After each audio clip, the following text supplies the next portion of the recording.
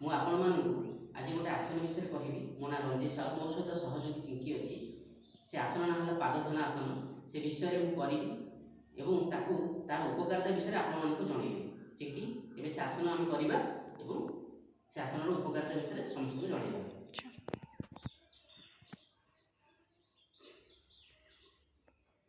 ଆସନର ପ୍ରଥମ ପର୍ଯ୍ୟାୟଟିର ନାଁ ହେଉଛି ପାଦୋତ୍ଥାନାସନ। ପ୍ରାରମ୍ଭିକ ସ୍ଥିତିରେ ଶୋଇ ରୁହ। ପାପୁଲିକୁ ଦେହର ଦୁଇ ପାଖରେ ତଳକୁ କରି ରଖ। ବର୍ତ୍ତମାନ ନିଶ୍ୱାସ ନେଇ ଡାହାଣ ଗୋଡ଼ ଧୀରେ ଧୀରେ ଉପରକୁ ଉଠାଅ। ବିନା କଷ୍ଟରେ ଯେତେ ଉପରକୁ ପାର ଗୋଡ଼ ସିଧା ଏବଂ ଢିଲା ରଖ। ବାମ ଗୋଡ଼ ତଳେ ସିଧା ରହିବ, ଭୁଇଁକୁ ପୁରା ଛୁଇଁବ। ତ ଆମେ ଏହି ସ୍ଥିତିରେ 3 ରୁ 5 ସେକେଣ୍ଡ ନିଶ୍ୱାସକୁ ରୋକି ରଖିବା। ମନରେ ଗଣନା ବି କର।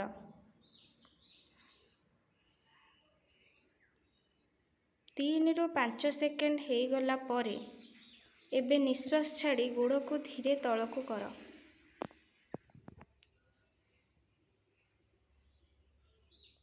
ଏହା ଗୋଟିଏ ଚକ୍ର ମଧ୍ୟ ଆମେ ଆକୁ କହିପାରିବା।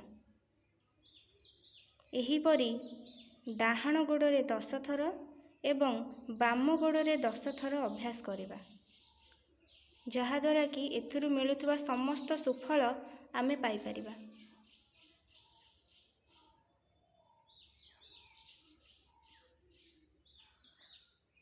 ଧୀରେ ଧୀରେ 3 ରୁ 5 ସେକେଣ୍ଡକୁ ବଢ଼େଇବା।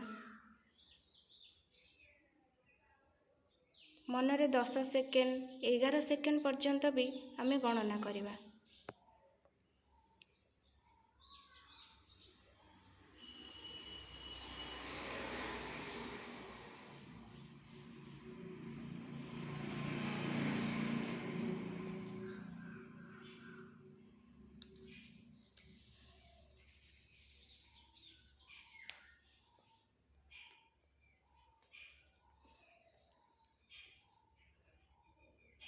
ଏହି ପାଦୋତ୍ଥାନାସନ କରିବା ଦ୍ୱାରା ଆମକୁ କିଛି ଉପକାର ମିଳିଥାଏ, ଯେଉଁଟାକି ଆମ ପେଟ ମାଂସପେଶୀ ଏବଂ ପାଚନ ତନ୍ତ୍ରଟି ଶକ୍ତିଶାଳୀ ହୁଏ।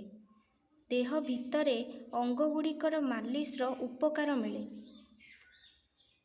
ଆମେ ସବୁବେଳେ ଏକ୍ସରସାଇଜ୍ ବାହାରେ କରୁ, ବାହାରର ଅଙ୍ଗ ପ୍ରତ୍ୟଙ୍ଗ ଗୁଡ଼ାକ ଏକ୍ସରସାଇଜ୍ ହୁଅନ୍ତି, ଫିଟନେସ୍ ହୁଅନ୍ତି, ଫିଟ୍ ବି ରୁହନ୍ତି।